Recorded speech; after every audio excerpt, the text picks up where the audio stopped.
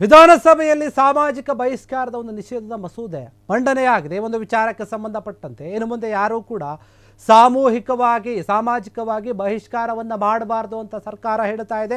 ಮಸೂದೆಯನ್ನು ಕೂಡ ಮಂಡನೆ ಮಾಡಿರುವಂಥದ್ದು ಬೆಳಗಾವಿಯಲ್ಲಿ ನಡೆದಿರುವಂತಹ ಅಧಿವೇಶನದಲ್ಲಿ ವಿಧಾನಸಭೆಯಲ್ಲಿ ಸಾಮಾಜಿಕವಾಗಿ ಯಾರನ್ನೂ ಕೂಡ ಯಾವ ಕುಟುಂಬದವರನ್ನು ಕುಟುಂಬದ ಒಂದು ಸದಸ್ಯರನ್ನು ಕೂಡ ಬಹಿಷ್ಕಾರ ಮಾಡಬಾರ್ದು. ಮಹತ್ವದ ನಿರ್ಧಾರ ಇದು.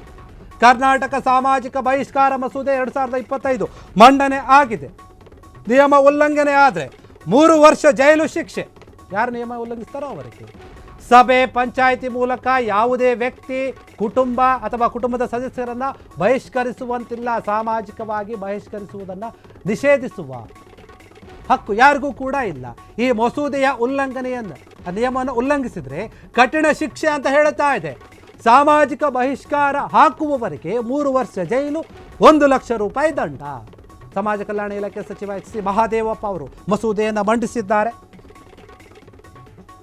ಯಾವುದೇ ವ್ಯಕ್ತಿ ಕುಟುಂಬದೊಂದಿಗೆ ವ್ಯವಹರಿಸಲು ನಿರಾಕರಿಸಬಾರದು ಹೇಳ್ತಾ ಇದ್ದಾರೆ. ಇದರಲ್ಲಿ ಅವರ ಕೆಲಸ ಮಾಡಲು ಅಥವಾ ಅವರ ವ್ಯಾಪಾರ ಮಾಡಲು ನಿರಾಕರಿಸಬಾರದು.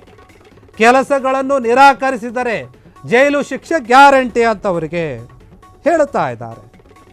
ಏನಂದರೆ ಸಾಮಾಜಿಕವಾಗಿ ಯಾವುದೋ ಒಂದು ವಿಚಾರದಲ್ಲಿ ಒಂದು ಊರುಗಳಲ್ಲಿ, ಹಳ್ಳಿಗಳಲ್ಲಿ, ಪಂಚಾಯಿತಿಗಳಲ್ಲಿ, ಸಭೆಗಳಲ್ಲಿ ಇರುತ್ತಲ್ಲ, ಸಾಮೂಹಿಕವಾಗಿ ಬಹಿಷ್ಕಾರ ಮಾಡಬಾರ್ದು. ಯಾವುದೋ ಒಂದು ಕಾರಣದಿಂದನೋ, ವಿಷಯದಿಂದನೋ, ಜಾತಿಯ ವಿಷಯದಿಂದನೋ, ಮತ್ತೊಂದು ವಿಷಯದಿಂದನೋ ಬಹಿಷ್ಕಾರ ಮಾಡುವಂತಹ ಹಕ್ಕು ಯಾರಿಗೂ ಕೂಡ ಇಲ್ಲ. ಇದರ ವಿರುದ್ಧ ನಾವು ಕಠಿಣ ಕ್ರಮವನ್ನು ತೆಗೆದುಕೊಳ್ತೀವಿ ಅಂತ ಸರ್ಕಾರ ಹೇಳ್ತಾ ಇದೆ. ಎಚ್.ಸಿ. ಮಹದೇವಪ್ಪ ಅವರು ಮಸೂದೆಯನ್ನು ಮಂಡಿಸಿದ್ದಾರೆ ಈ ಒಂದು ವಿಚಾರವಾಗಿ. ಯಾಕಂದರೆ ಅನೇಕ ವರ್ಷಗಳಿಂದ ಈ ಒಂದು ವಿಚಾರ ಕೇಳಿ ಬರ್ತಾ ಇತ್ತು, ಚರ್ಚೆಯಲ್ಲಿತ್ತು. ನಾವು ವಿಷಯಗಳನ್ನು ಗಮನಿಸಿದ್ವಿ, ಬೇರೆ ಬೇರೆ ಒಂದು ಸುದ್ದಿಗಳನ್ನು ಕೇಳಿದ್ವಿ. ಊರುಗಳಲ್ಲಿ, ಹಳ್ಳಿಗಳಲ್ಲಿ ಇಡೀ ಕುಟುಂಬವನ್ನೇ ಬಹಿಷ್ಕರಿಸೋದು, ಜಾತಿಯ ಒಂದು ವಿಚಾರವಾಗಿ, ಯಾವುದೋ ಒಂದು ಬೇರೆ ವಿಚಾರವಾಗಿ, ಗಲಾಟೆಯ ವಿಚಾರವಾಗಿ ಗಮನಿಸಿದ್ದೀವಿ. ಹೀಗಾಗಿ ಈ ಒಂದು ವಿಚಾರವನ್ನು ಗಂಭೀರವಾಗಿ ತೆಗೆದುಕೊಂಡಂತಹ ಸರ್ಕಾರ ಏನು ಮಾಡಿದೆ, ಒಂದು ಮಸೂದೆಯನ್ನು ತಂದಿದೆ. ಇನ್ಮೇಲೆ ಈ ಒಂದು ಮಸೂದೆಯ ನಿಯಮವನ್ನು ಉಲ್ಲಂಘಿಸಿ ನೀವು ನಡೆದ್ರೆ ನಿಜಕ್ಕೂ ಕೂಡ ನಿಮ್ಮ ಮೇಲೆ ಕಾನೂನಿನ ಕ್ರಮ ಆಗುತ್ತೆ. ಅಷ್ಟೇ ಅಲ್ಲ, 3 ವರ್ಷ ಜೈಲು ಶಿಕ್ಷೆ ಆಗುತ್ತೆ, 1 ಲಕ್ಷ ರೂಪಾಯಿ ದಂಡ ಆಗುತ್ತೆ. ದಂಡವನ್ನು ಕಟ್ಟಬೇಕಾಗುತ್ತೆ. ಮಸೂದೆಯಲ್ಲಿ ಯಾವುದೇ ವ್ಯಕ್ತಿ ಕುಟುಂಬದವರೊಂದಿಗೆ ನೀವು ವ್ಯವಹರಿಸೋಕೆ, ನೀವು ಅಂದರೆ ಮಾತಾಡೋಕೆ, ವ್ಯಾಪಾರ ಮಾಡೋಕೆ ಇಲ್ಲ ಅಂತ ಹೇಳಬಾರ್ದು. ಅವರವರ ಕೆಲಸವನ್ನು ಮಾಡಬೇಕು, ಅವರ ವ್ಯಾಪಾರವನ್ನು ಮಾಡಬೇಕು. ನೀವು ಅದಕ್ಕೆ ಯಾವುದೇ ರೀತಿಯಾಗಿ ಅಡ್ಡಿಪಡಿಸಬಾರ್ದು, ನಿರಾಕರಿಸಬಾರ್ದು. ಒಂದು ವೇಳೆ ಆ ರೀತಿಯಾಗಿ ಮಾಡಿದ್ರೆ, ಅವರಿಗೆ ಅಡ್ಡಿಪಡಿಸಿದ್ರೆ ನಿಮಗೆ ಜೈಲು ಶಿಕ್ಷೆ ಗ್ಯಾರಂಟಿ ಆಗಿರುತ್ತೆ. ಯಾಕಂದರೆ ಈ ಸಾಮಾಜಿಕವಾಗಿ ಬಹಿಷ್ಕಾರ ಹಾಕೋದನ್ನೋದೇನಿದೆ ಅದೊಂದು ಪಿಡುಗು.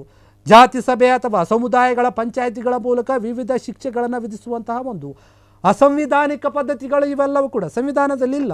ಹೀಗಾಗಿ ಈ ರೀತಿಯಾದಂಥ ಒಂದು ಆಚರಣೆಗಳನ್ನು ಮಾಡಿದರೆ ಇದರ ಪರಿಣಾಮವಾಗಿ ವ್ಯಕ್ತಿಗಳು ಅಥವಾ ಕುಟುಂಬ ತಮ್ಮ ಜೀವನವನ್ನು ಏನಾದರೂ ನಡೆಸೋಕ್ಕೆ ಕಷ್ಟ ಆದರೆ, ಅವರ ಘನತೆಗೆ ಧಕ್ಕೆ ಆದರೆ ಅಂಥವರ ವಿರುದ್ಧ ನಾವು ಕ್ರಮವನ್ನು ತೆಗೆದುಕೊಳ್ತೀವಿ. ಮತ್ತು ಆ ಕುಟುಂಬಗಳಿಗೆ ನಿಮ್ಮಿಂದ ಏನಾದರೂ ಕಿರುಕುಳ ಬಂದಿದ್ದರೆ ಅದು ಸಹಿಸೋದಿಲ್ಲ. ಅದಕ್ಕಾಗಿ ನಾವು ಈ ಒಂದು ಮಸೂದೆಯನ್ನು ತಂದಿದ್ದೀವಿ, ಕರ್ನಾಟಕ ಸಾಮಾಜಿಕ ಬಹಿಷ್ಕಾರ ಮಸೂದೆ 2025. ಈ ಮಸೂದೆ ಕೆಲಸ ಮಾಡುತ್ತೆ. ಇನ್ನು ಮೇಲೆ ಯಾರು ಯಾವ ಒಂದು ಊರುಗಳಲ್ಲಿ, ಜಿಲ್ಲೆಗಳಲ್ಲಿ ನೀವು ನಡೆದುಕೊಳ್ತಿರೋ ಈ ರೀತಿಯಾಗಿ ಕುಟುಂಬಗಳನ್ನು, ಸದಸ್ಯರುಗಳನ್ನು ಬಹಿಷ್ಕಾರ ಮಾಡ್ತೀರೋ ಅಂಥವರಿಗೆ ಶಿಕ್ಷೆ ಕಟ್ಟಿಟ್ಟ ಬುತ್ತಿ ಇದೆ. 3 ವರ್ಷ ಶಿಕ್ಷೆ ಇರುತ್ತೆ, 1 ಲಕ್ಷ ರೂಪಾಯಿ ದಂಡ ಇರುತ್ತೆ. ನೀವು ಮತ್ತೆ ರಿಪೀಟ್ ಮಾಡಿದ್ರೆ ಇನ್ನಷ್ಟು ಶಿಕ್ಷೆ ಜಾಸ್ತಿ ಆಗ್ತಾ ಹೋಗುತ್ತೆ. ಎಲ್ಲರಿಗೂ ಕೂಡ ಎಚ್ಚರಿಕೆ ಇರಲಿ ಅಂತ ಹೇಳಿ ಮಸೂದೆಯನ್ನು ಮಂಡನೆ ಮಾಡಿದ್ದಾರೆ. ಸಮಾಜ ಕಲ್ಯಾಣ ಇಲಾಖೆಯ ಸಚಿವ ಎಚ್.ಸಿ. ಮಹದೇವಪ್ಪ ಅವರು ಈ ಒಂದು ಮಸೂದೆಯನ್ನು ಮಂಡನೆ ಮಾಡಿರುವಂಥದ್ದು. ಇನ್ನು ಮುಂದೆ ಕರ್ನಾಟಕ ಸಾಮಾಜಿಕ ಬಹಿಷ್ಕಾರ ಅಂದರೆ ತಡೆಗಟ್ಟುವಿಕೆ, ನಿಷೇಧ ಮತ್ತು ಪರಿಹಾರ ಮಸೂದೆ ಏನಿದೆ, ಈ ಮಸೂದೆ ಮಂಡನೆಯಾಗಿದೆ.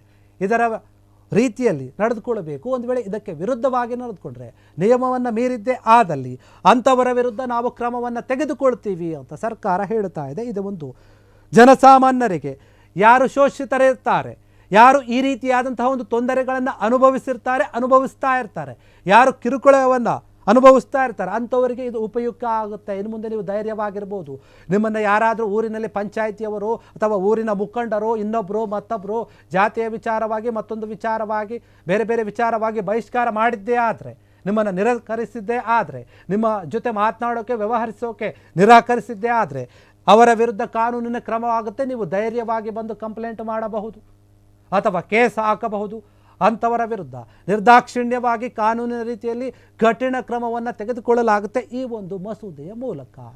ಈ ರೀತಿಯಾದಂತಹ ವಿಚಾರವನ್ನು ಸರ್ಕಾರ ಹೇಳ್ತಾ ಇರುವಂಥದ್ದು. ಇನ್ನು ಮುಂದೆ ಯಾರೂ ಕೂಡ ಈ ಒಂದು ವಿಚಾರವಾಗಿ ತಲೆ ಕೆಡಿಸ್ಕೊಳ್ಳುವಂಥ ಅಗತ್ಯ ಇಲ್ಲ. ಯಾಕಂದರೆ ಈ ರೀತಿಯಾದಂಥ ಘಟನೆಗಳು ಜಾಸ್ತಿ ಆಗಿವೆ, ನಾವು ಗಮನಿಸಿದ್ದೀವಿ. ಒಂದು ದೇವರ ಒಂದು ಮೂರ್ತಿಯನ್ನು ಮುಟ್ಟಿದ್ದಕ್ಕೇನೆ ಒಂದು ಆ ಹುಡುಗನನ್ನು ಬಹಿಷ್ಕಾರ ಮಾಡಿದರು, ಆ ಕುಟುಂಬವನ್ನು ಬಹಿಷ್ಕಾರ ಮಾಡಿದರು. ಯಾವುದೋ ಒಂದು ದೇವಸ್ಥಾನಕ್ಕೆ ಹೋದಕ್ಕೆ ಇಡೀ ಕುಟುಂಬವನ್ನು ಹೊರಗೆ ಹಾಕಿದ್ರು ಒಂದು ಊರಲ್ಲಿ. ಈ ರೀತಿಯಾದಂಥ ಘಟನೆಗಳಾಗಿದ್ದು, ಹೀಗಾಗಿ ಈ ಒಂದು ವಿಚಾರಗಳನ್ನು ಗಂಭೀರವಾಗಿ ತೆಗೆದುಕೊಂಡಂತಹ ಸರ್ಕಾರ ಈಗ ಈ ಮಸೂದೆಯನ್ನು ತಂದಿದೆ. ನಿಷೇಧದ ಒಂದು ಮಸೂದೆಯನ್ನು ತಂದು ಜನರನ್ನು ರಕ್ಷಣೆ ಮಾಡೋಕ್ಕೆ ಮುಂದಾಗಿದೆ. ಇನ್ನು ಮುಂದೆ ಈ ಒಂದು ಮಸೂದೆ ಕೆಲಸ ಮಾಡುತ್ತೆ. ಯಾರಾದರೂ ಇದನ್ನು ನಿಯಮವನ್ನು ಮೀರಿದರೆ ನಿಮಗೆ ಶಿಕ್ಷೆ ಗ್ಯಾರಂಟಿ ಅಂತ ಹೇಳಲಾಗ್ತಾ ಇದೆ. ಕ್ಷಣ ಕ್ಷಣದ ಸುದ್ದಿಗಳಿಗಾಗಿ ಫ್ರೀಡಂ ಟಿವಿ ಸಬ್ಸ್ಕ್ರೈಬ್ ಮಾಡಿ, ಲೈಕ್ ಮಾಡಿ ಹಾಗೂ ಫಾಲೋ ಮಾಡಿ. ಹೊಸ ಸುದ್ದಿಗಳ ನೋಟಿಫಿಕೇಶನ್ಗಾಗಿ ಬೆಲ್ ಐಕಾನ್ ಮೇಲೆ ಕ್ಲಿಕ್ ಮಾಡಿ.